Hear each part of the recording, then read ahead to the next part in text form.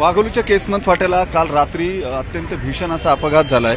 या अपघातात रस्त्याच्या बाजूला कडेला असलेल्या झोपलेल्या काही कामगारांच्या अंगावरती मध्यधुंद डंपर चालकाने डंपर नेल्यामुळे 3 जणांचा मृत्यू झालाय, तर 3 जण हे गंभीर जखमी झालेले आहेत। वाघोलीच्या केसनंद फाट्यावरती रविवारी संध्याकाळी अमरावतीहून काही मजूर लोक जे आहेत ते आलेले होते आणि ते इथं रस्त्याच्या कडेला राहतात। इथं मजूर अड्डा आहे। दरवर्षी इथं ही लोक येतात कामाच्या शोधामध्ये आणि त्यासाठी काल ही लोक आलेली होती।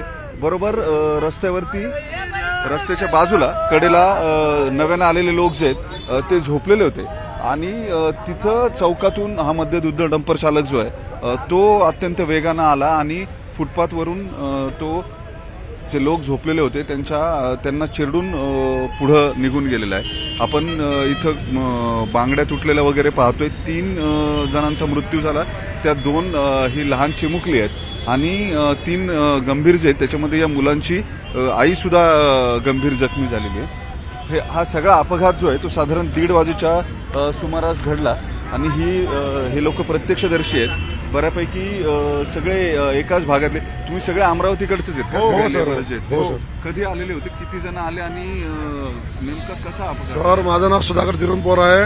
माझी मामी समोर 15 दिवसापूर्वी आलेली होती। 15 दिवसापूर्वी आल्याच्या नंतर त्या माझ्या मामीला असं तोंड बांधून हे लोक जे माझे भाऊ होते ते कामाला जायचे तोंड बांधून ते लोक असे धमकी देऊन गेले का आज नाही उद्या तुमचं नुकसान करावं लागतं कारण हे जागा तुम्ही सोडून द्या असं बोलून गेल्याच्या नंतर आम्हाला त्यांनी लगेच फोन केला की तुम्ही या भाऊ काही सपोर्ट आला। आता आम्ही शनिवारच्या गाडीला बसलो, 11 वाजताच्या गाडीला बसलो। आम्ही 11 वाजताच्या गाडीला बसून आम्ही 12 वाजता आम्ही पुण्यामध्ये पोहोचलो। पोहोचल्यानंतर आम्ही जेवण खावण संध्याकाळी केलं। संध्याकाळी जेवण खावण केल्याच्या नंतर 12:55 नेमकंच मला ते धडकचा आवाज आला। धडकचा आवाज आल्याच्या नंतर सगळे झोपलेले होते पण मी एकटा उठलो त्याच्यामधून। उठल्याच्या नंतर मी घेतले दगड, तो सरळच टाकत होता तो आमच्यावरून बी। म्हणजे जर नाही माझी झोप जर नाही उघडली असती तर आमचं बी होतंच। म्हणजे असं बोलायला कोण नाही भेटलं असतं, चालायला नाही कोण भेटलं असतं। मग दगड घेऊन ह्या कंपनीवर टाकत होता तो गाडी, तर तिथे बी मी उभा राहिलो दगड टाकून। तर मग अशी त्या झाडाला लावली गाडी, थोडीशी गाडी लावली झाडावर मोजकी, रिव्हर्स घेतली, रिव्हर्स घेऊन परत मग त्या अंदरून टाकली।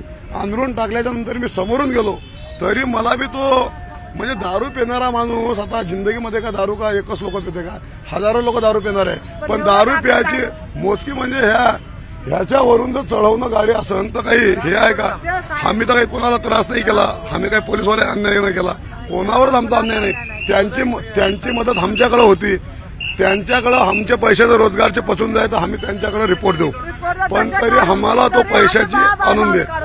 तर साहेब तसं बोलल्याच्या नंतर काय घडलं असेल काय नाही तर बोलवलं योगायोग असं डायरेक्ट अंगावरूनच टाकलं। तर तुमच्या ओळखीचं डंपरवाला आहे? नाही, काहीच नाही, ओळखीचं नाही, काहीच नाही, काही समजून नाही आलं कसं डायरेक्ट अंगावरून। त्यांना डंपरला का लाईटन होते का? सगळं होतं ना। मग त्यांना माणसं झोपलेलं नाही दिसले का? रोड कुठं, ताल कुठं, त्यांना काही टर्न मारायचं त्यांना जागा होती। म्हणजे आमच्यावर बी आलतं ते। किती लोक राहतात साधारण मजूर अड्ड्यावर? लोक किती राहतात साधारण? आमचे लोक बरेच आता बी येणारे होते लोक आमचे, दरवर्षी येतो। कारण आमचं कसं आहे, हातावर काम करणं आहे, पाठीवर आमचं जगणं आहे। लहान लहान मुलं घेऊन आम्ही जगतात। तर आमच्याकडं असं आहे की आमच्याकडे बरोबर रोजगार नाही।